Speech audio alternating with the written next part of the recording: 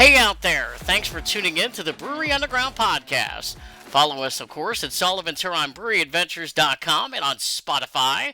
I'm Steve Sullivan, joined, of course, by Scott Turon. Man, we have a fun episode today from Porch Beers USA, coming to you from their home state of Delaware. It's our good friends Keith and Coop. These guys have traveled the country to over 1,000 breweries, looking for all the great places to drink craft beer. And you can't visit that many breweries and not have a lot of great stories from the road. They recently shared some of those with us, along with their involvement with charity causes in the craft beer community. We've talked to other beer bloggers that have done beers that have their own face on the can and whatever, and that wasn't what Keith and I wanted. We wanted to this whole journey from, well, I don't want to say from 2012, but from 2020 when we restarted documenting and started our blog, has always been, we want to figure out how to help somebody other than us. We want to use the platform that we have, albeit it's not the biggest. We're not like Mick Jagger or anything. Like, we're not famous, right? We're just two dudes that travel around and drink beer and build relationships and have fun.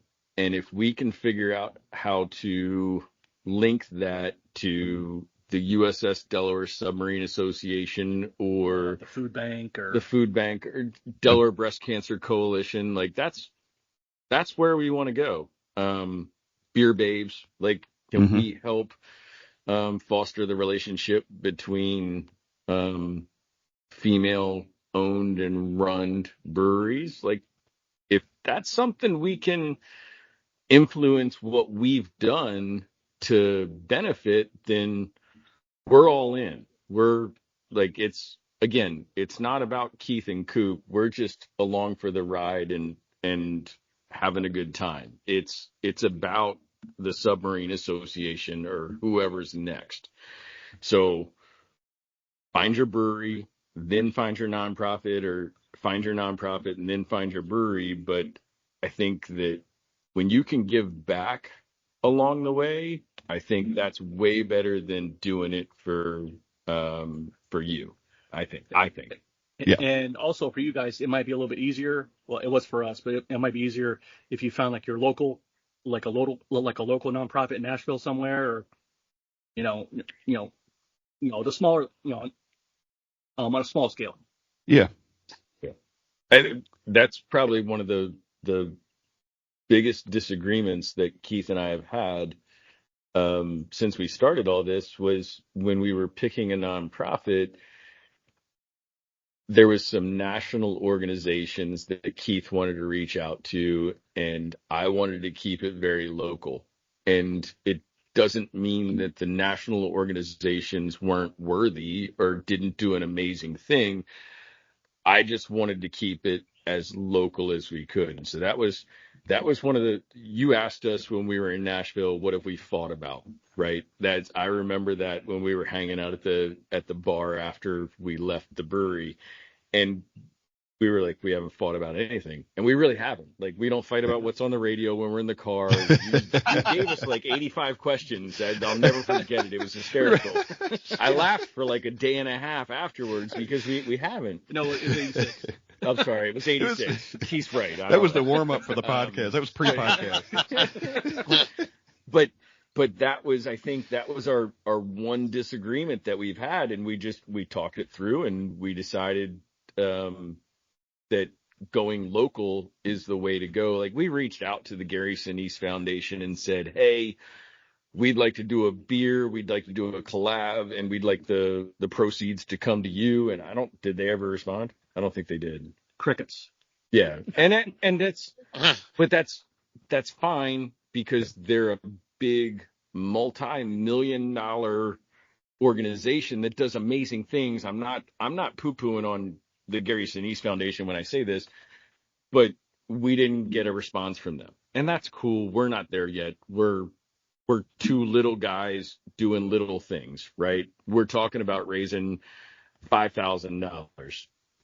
The Gary Sinise Foundation, they're big. They're looking for $20,000 donors or $50,000. Like, I get it, Yeah. But your local guys, your USS Delaware Submarine Association, your Delaware Breast Cancer Coalition, those guys, they're willing to partner with somebody small and do something small that can hopefully turn into something big. Like I'd love to see it when we do a collab 5-10 years from now, and we're raising $20,000, $30,000, $40,000. Like that would be amazing.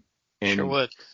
our little logo's on the can, and we've helped facilitate it, but it's grown into a life of its own. That's my goal. I think that's our goal, right? Like that's what we're after. True. It's fantastic. Even $5,000 goes a long way to somebody. Like, one of the smaller organizations like that, $5,000 can be useful, obviously. Yeah. So you guys are good spokespeople, great spokespeople for this little beer community thing we all do. No, I love it. When you guys were at Living Waters that night and you were talking about this initiative, I thought it was fantastic. I thought it was a great story. So, yeah, kudos. Yeah. So thank you. That's something that's on our list of things to do. So, and I knew you guys were kind of the right people to talk to about it to kind of get started. Yeah. It's so what been do you guys? Awesome journey. Yeah. What are you guys up to next? Like, what's your next beer fest? Keith's our planner. While he's thinking, I'll just fill the dead space. I can see the look on his face. He's like, the wheels are turning. He's like, I don't know which one's next. We got 10 coming, but we don't know. Right. I'm like, Smoke is coming out of his brain right now. Okay. Where are we Don't going you have one in next? Rochester? Isn't there one in Rochester coming up you guys are going to? That's the luau. Yeah, You're luau. going to that. I'm not doing that. It's next weekend. Yeah. Okay. That'll be fun.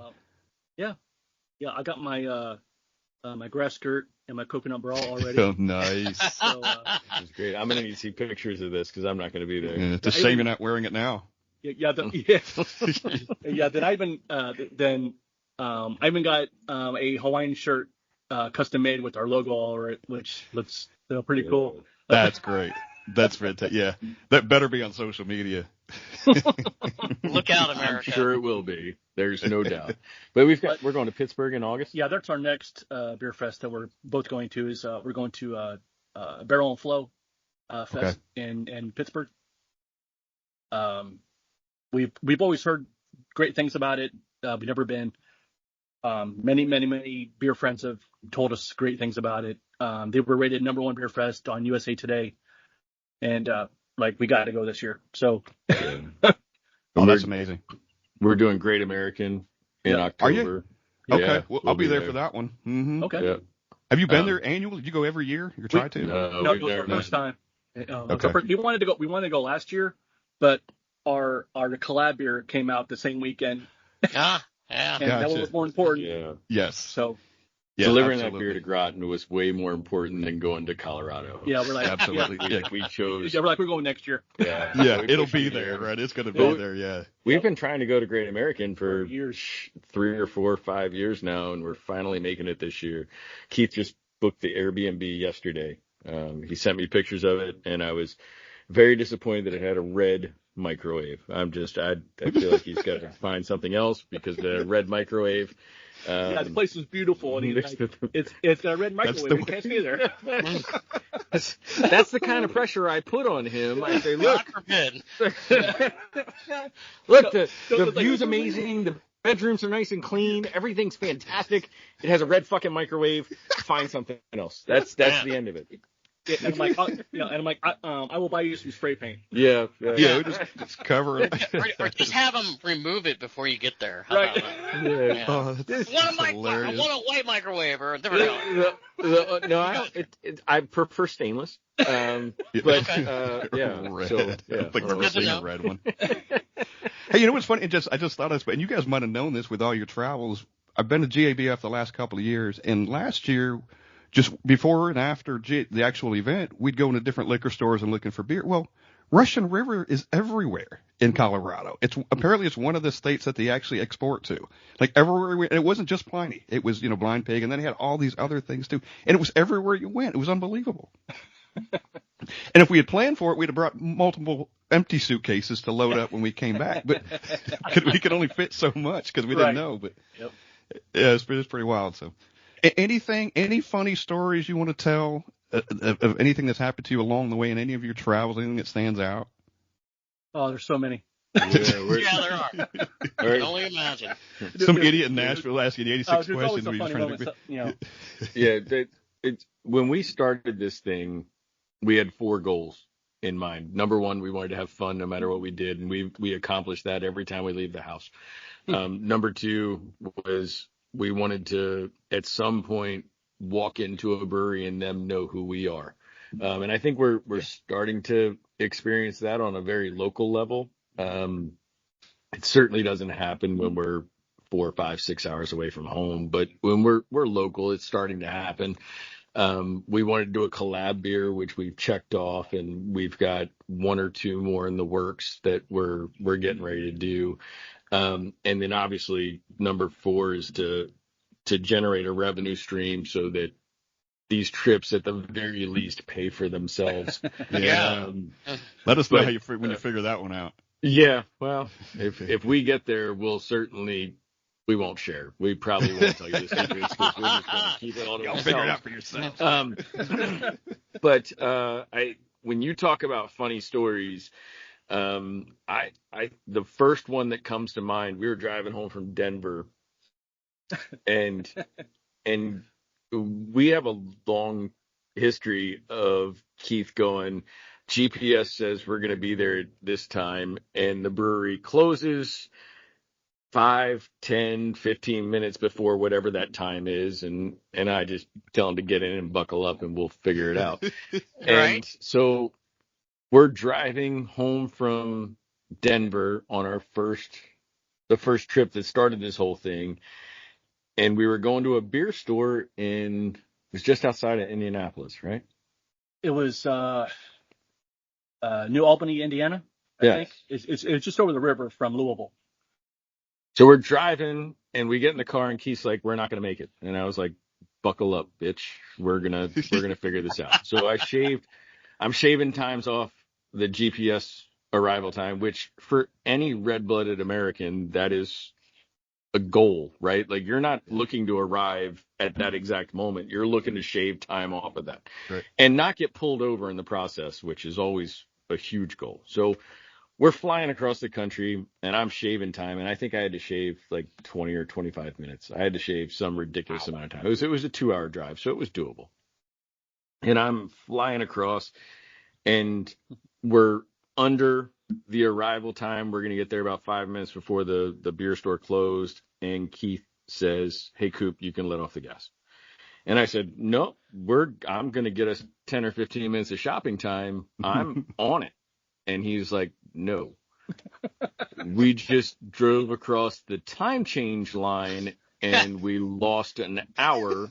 Yep. So you're not going to make it. And I was like, that's fucked up. Like, what the hell? GPS should have known that shit when we started. They should have figured that out for me. I should not risk my life and my license for an hour and a half just to find out, nope, you're screwed. I was so mad. It was crazy. All that effort for nothing. Oh, I feel like we've I'm all so dealt with that frustrated. in our lives at one point in time. That's funny. We never got to the beer store. We did visit some other amazing beer stores. One of them was the size of Walmart. It was huge. We had a blast in that place. That was in Louisville, I think.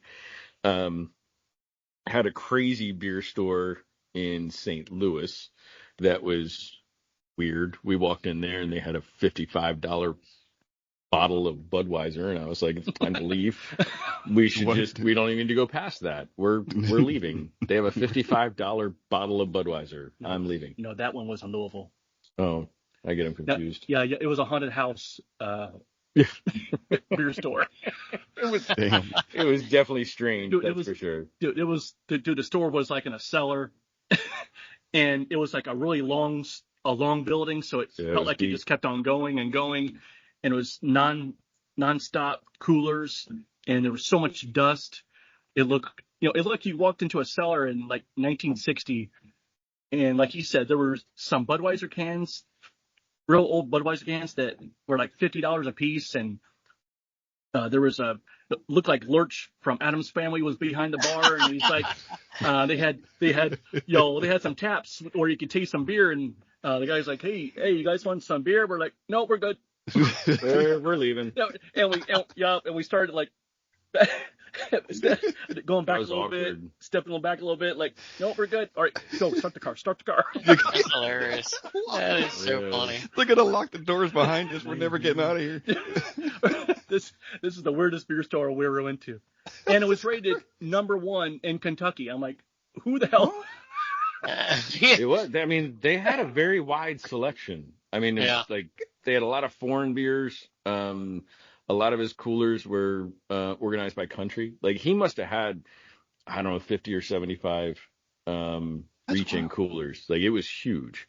It was big. It was just weird. It was not a place where you walked in, you like, all right, we're gonna hang out here for an hour and look around and shop and like buy some beer. Like we walked in and I saw it was $50 or $55 for a Budweiser, and I was like, yep, all right, we can leave. I'm good. I'm gonna go wait in the car. And Keith was like, no, we gotta walk through. We gotta check it out. And I was like, you're nuts. But I'll go with you because you're my fearless leader. And so, yeah, that was awkward. I was like, well, this is strange. This is a weird place. We did, but it didn't take too many more coolers till I'm like, yeah, this is probably not for us. Yeah, we got out of there pretty quick. Because I was hoping it would get better, but it didn't. Yeah. Right. See, even though it's weird, like it's intriguing though, because Louisville's only a couple hours up the road from us, and I go not regularly, but often enough where like next time I'm up there, I might just have to check the place out just for the weirdness. You got to send them the spot. Yeah, you got to send it to them. Yeah, we'll send it to you, and you can get your own. Yeah. Okay. I'll make your own story out of it. Yeah. Definitely. Like, this one's. We'll do this one's not getting away. Podcast just talking about this one place. I'm pretty certain we could fill an hour just talking about this place. It's that weird. It's that strange. I think we could fill an hour. Yeah, send us that, because I want to see what I got to check this place out. It's close enough where I can get to it. Yep. No, it's just driving across the country. You can't not come up with funny stories, right? Yeah. I mean, like just driving home from Denver. Kansas. Golly, I absolutely hate the state of Kansas. I hate it. I had one of the coolest beers I've ever had from the state of Kansas. I don't remember what it was, but it was the Rice Krispie. Yeah, the Rice Krispie treat Kansas beer. I would go back to Kansas just to get that beer again. But we left Denver and we're driving east. And we looked at GPS and it says your next turn, right-hand turn, whatever the fuck it was. It was, I don't know, 10 million miles away. It was a lot. And like 3.5 hours. Yeah. And you're just on this road going straight. And I looked at Keith and I was like, are you good? And he was like, yeah. I was like, all right, so I'm going to take a nap. And there was a cornfield on the right. There was windmills on the left. And there was a tumbleweed blowing across the road when I closed my eyes. And I woke up an hour later, and there was a cornfield on the left, there was a windmill on the right, and there was a tumbleweed blowing across the road. And I was like, where are we? And he goes, we're still in Kansas. And I was like, awesome. Are you good? Because I'm going back to sleep. And so that process repeated itself for like 3 or 4 wake-ups. And I was like, I'll never come back to Kansas again so long as I live. This is awful, which is why I think we haven't been to North Dakota, South Dakota, or Montana, because it's probably going to be the same experience. Yeah, I don't really more of the same. Yeah. I don't think much is going to be different. Like it was awful, but the scenery never changes. We just want beer. Yeah, that's it. What in the world? It was awful. Start rethinking this whole thing and like, shit, is it worth it? Should we have rented an airplane instead? Yeah, really. Let's get our pilot license and just go. This is crazy. I just drug up, to wake me up in 7 hours, Yeah. On the drive home from Dallas, I think one of the funniest things that we've had, I took my nephew. My nephew he's 18 now. He was 14 at the time, 15 at the time, something like that. Yeah. I don't know, he was pretty young. But we stopped just outside in New Orleans, and we get up in the morning and everybody's taking showers.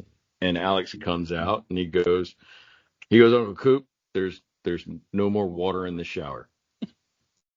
I was like, okay, you mean there's no more hot water, or what do you mean? Like, that a hotel doesn't just run out of water? That doesn't happen. Yeah, the well's, the well's dry. And he was like, he goes, no, there's no more water. And I was like, that's weird. So me being the untrusting uncle that I am, I walked into the bathroom and he was right. There was no more water. And so I went down to the front desk and I went outside to smoke a cigarette. I haven't smoked in a while, but I was smoking back then. And I went outside and the front desk told me there was a plumbing emergency and they didn't have time to call the rooms, but there was definitely something wrong. I'm outside, I'm smoking a cigarette, and I watched the plumber run, not walk, not jog. He ran to his van. And I was like, that's probably not good. That's probably a bad situation. And he grabbed a hammer. The plumber grabbed a hammer and he ran back into the building like full sprint. And I was like, yeah, I'm not getting a shower today. There's no way. When the plumber grabs a hammer, it's probably not a good situation. I don't know. The water came back on 15 or 20 minutes later. And we turned it on. The water was black and then it came out clean, I suppose. I don't know. It was good enough for me to get in. Yeah, but it was quite alarming for Alex to say, there's no water. Come on, kid. And then the plumber grabbed a hammer to try and fix it. I was like, I'm not a plumber, but that doesn't sound like a good tool to grab. I don't know. Yeah, going through my head right now, it's like when it's hammer time. That's not a good time. Yeah, no, it was hammer time apparently. Break it down. You wouldn't, I know you wouldn't expect a plumber to have a hammer anyway. No. Scott and I have talked about this on the podcast as we have been embraced by the beer community. And I've said this a few times. When we started this podcast, I didn't know what the reach of the beer community was. I didn't really think about it. I was like, we'll do a podcast. We'll talk about breweries, rate our beers. And then when you guys, the first time when you guys reached out to us, and Scott's like, yeah, Keith and Coop, they want to meet us. I'm like, really? They heard the podcast? I'm like, cool. And now we've made all these friends through the beer community. And I've got to say, man, it's really cool. It's great to meet guys like you. It's great to meet some other folks that we have as well. And I love it. I really do. I feel like you guys are good friends of our podcast, and hopefully it's reciprocated. And, you know, hopefully that in the future there'll be more gatherings and all that kind of stuff. So, yep. Well, so thanks. We appreciate everything you've done for us too. Like like you say, the beer community, we're all in this together. We're not competing against each other. We're just not at all. We're just having a good time and drinking beer and seeing what happens. And it's been an incredible journey for us. Like, you ever just here to hang out, drink beer, and help each other, just like you guys, wanted info on doing a collab, and we're happy to help and and all that. So yeah, and we're happy to talk more about that offline too, like percentages and whatever, and what you guys want to go for to raise for your nonprofit. Like we're happy to have that conversation offline. I have a background in fundraising. I used to work for Habitat for Humanity, and so I've done quite a bit of it. And I'm happy to have that conversation offline for sure. Okay. Yeah, I think you, and I'm glad we asked that question, because now we got to find something. Steve and I will get together. We'll find something, find a cause, find a local nonprofit or something that we, and kind of maybe go from there and then bring that to someone. But you're inspiring in that story, and we wanted to do it, but you just inspired us even more now telling that story. Well, and I'll tell you, I don't think we found a nonprofit so much as the nonprofit found us. Yeah. Keith and I wanted to do some. I mean, obviously Keith did 25 years in the Air Force, and it was six deployments. So like, it's just I didn't have the guts to serve when I was 18. My dad served, my grandfather served, obviously Keith served. So the military pretty special to both of us. But the USS Delaware found us.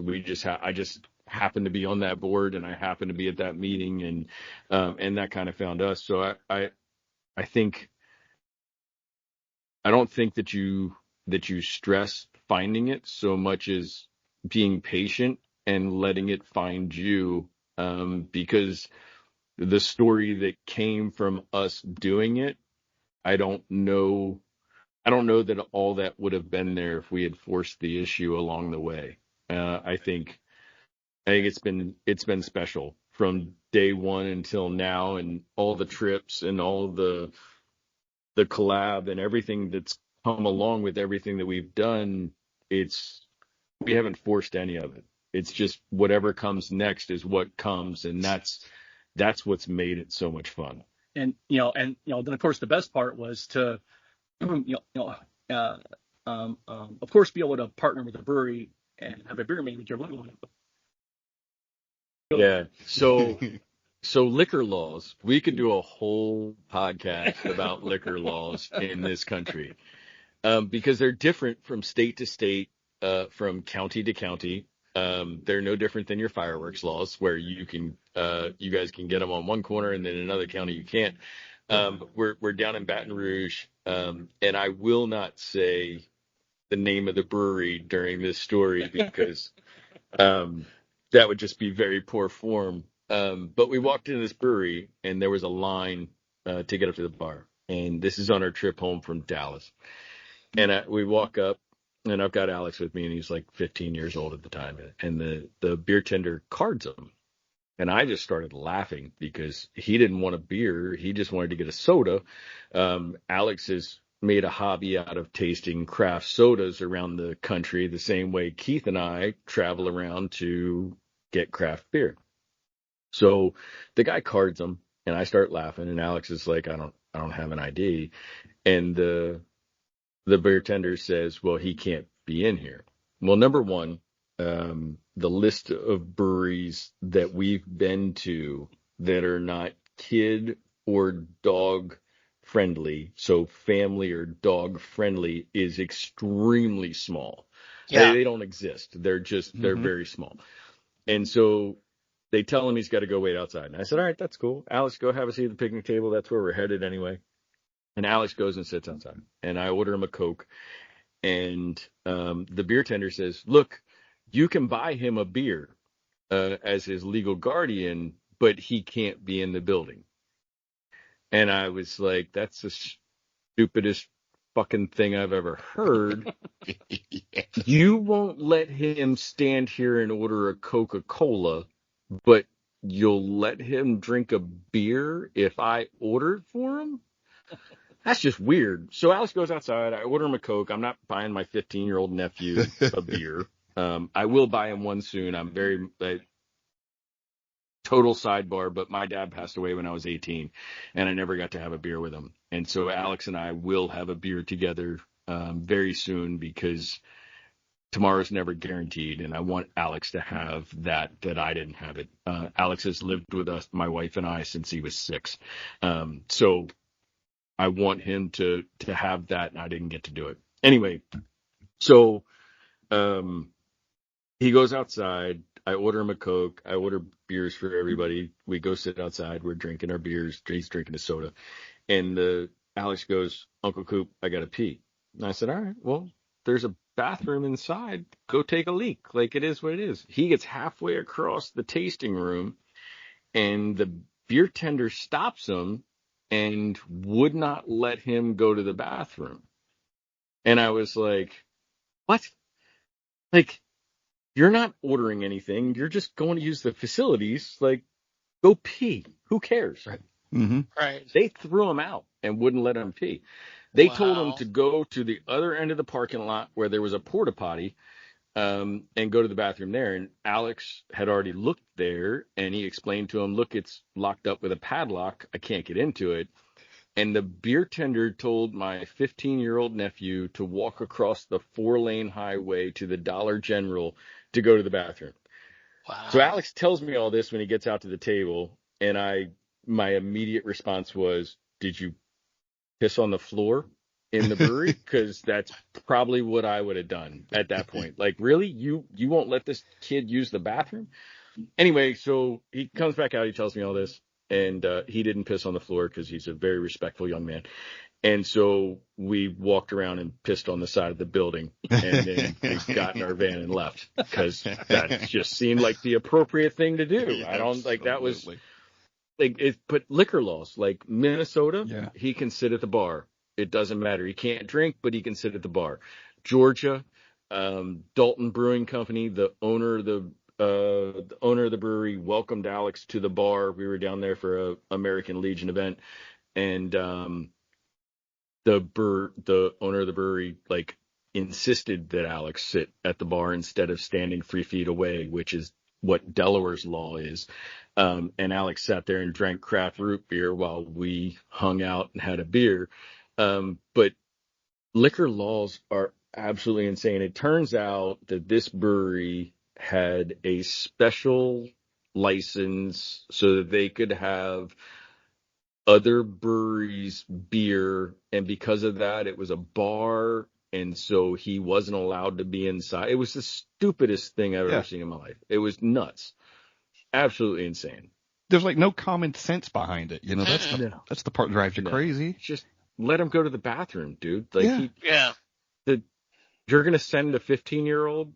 I mean, he's 15, so he could certainly navigate his way across a 4-lane highway if he had to, but I don't really want him playing 4-lane Frogger, like just to take a leak. Like, just let him go. Like, I don't. It was bizarre. Yeah, it was bizarre. You know, it's funny. You were talking about that liquor store in Kentucky. So in the mid '90s, I lived south of Louisville, down by Fort Knox, and the county that I lived in, half the county was dry and the other half was wet. And it was so bizarre to me. Of course, naturally, I lived on the dry part of the county, but you could go 5 minutes away. I hear that. Yeah, right. We gotta move. And then, exactly. Gotta go. And at the time, in the next county over, if you're familiar with where Elizabethtown, Kentucky is, and it was Hardin County, and that whole county, it's a wet county now, but it was dry. And, you know, there were a lot of organizations that just were so against having, you know, liquor by the drink, but yet you come to find out that the banks would have these after-hour parties where they would allow liquor and beer and everything else, but yet we can't allow liquor being sold in the county. Made no freaking sense to me whatsoever. Do you guys also know that I always love telling this story where the Jack Daniel's distillery is in Nashville? Well, it's south of Nashville. It's a dry county. Yeah, Lynchburg. Yeah, it's crazy. It is crazy because it's grandfathered in, isn't it? Yeah, I think so. If I understand it correctly, it's grandfathered in. You can do, you know, when you do the tours, they do have a tasting at the end of it, and they call it educational purposes is how they can kind of get away with it. But and when you go through the gift shop, you're not buying the juice, you're buying the bottle. You know, and then it's kind of a commemorative bottle with some stuff in it. Basically, is what you're buying. That's kind of the skirt around. It's so wild. But I think it was just last year or the year before, North Carolina just passed a law where they can finally have a happy hour. They couldn't have a happy hour before in the state of North Carolina. It was because something about changing the price of the beer or the alcohol had to be the same all day long. Huh. It's so. Well, the city of Boston doesn't have any happy hour either. Really? Nope. Wow. How did I notice that while I was up there? Well, because we just kept drinking. It didn't matter what time it was. There's no happy hour in Boston. I wonder if it's the same thing because it's something about the price of the thing. You couldn't change the price during the course of the day. It had to be that same thing all day long. And that was I was like, I never heard of a place not having a happy hour, not being allowed to have a happy hour. It's so weird. That's crazy. Well, doesn't Pennsylvania have some weird stuff as far as buying? Like you can't buy from grocery stores. Pennsylvania, yeah. Pennsylvania, you have to buy from a state-run beer store, and then you have to go to a state-run liquor store or something. It's something like that. But you can also buy it at a grocery store, but only certain amount. They're only about a case at a time or something stupid. Yeah, there's you could only buy like 2 4-packs at a time. Yeah. There's a weird number that they come up with, Mm-hmm. but it comes down to like 2 4-packs. Yeah. But so to get around that, you buy your 2 4-packs, you take it out to your car, you come back, buy 2 more 4-packs. They'll let you do that. Yeah, like the first time I did it, I didn't know the law, and I went to the grocery store in Pennsylvania. My cart was full. All kinds of craft beer.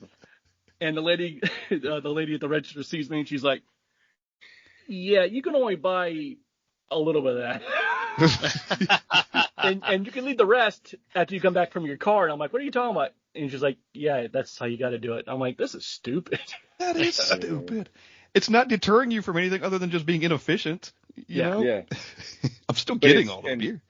And different, like Jersey. Yeah. Wasn't it Jersey that you had to take a tour of the brewery? Wasn't that Jersey? Well, Jersey. They just changed everything. Yeah, just recently they came to their senses and they changed the law. But for the longest time at a Jersey brewery, they couldn't sell food.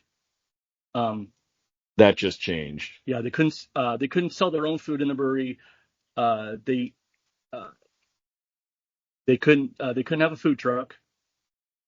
They could only have 25 forms of entertainment a year, like trivia and karaoke. And then you had to take a tour of the brewery before you drank your beer, whether it was on a piece of paper or you walked around the brewery. Mm-hmm. Or you saw it on a TV screen of them pouring the grain. Yeah. It was fucking weird, dude. Just so, yeah, because the restaurant industry had their hands in so much to suffocate the brewery. And it was like, so what are you guys trying to do here? Are you trying to get people all shit-faced and drive home? Right, with no food. Yeah. So, yeah. But thankfully, within the last couple of months, they changed it to where they can have food trucks and all that stuff. Yeah, that makes sense.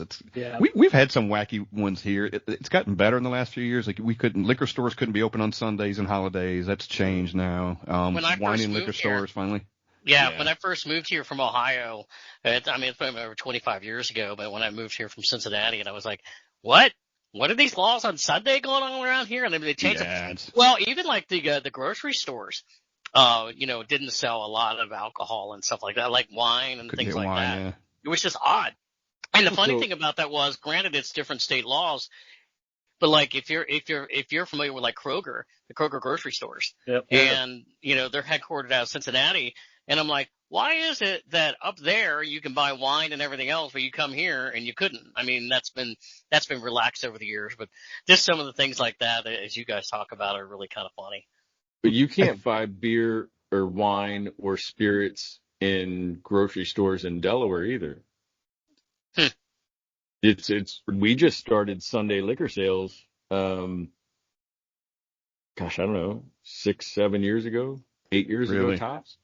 And there's a bill before, the General Assembly just ended on June 30th, and I don't think it passed, but there was a bill to allow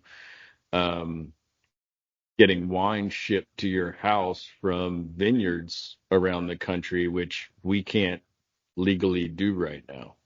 It's nuts. Like, I spoke to Representative Mike Smith, who was the prime sponsor of the bill, and I was like, can you please get beer inserted into that bill?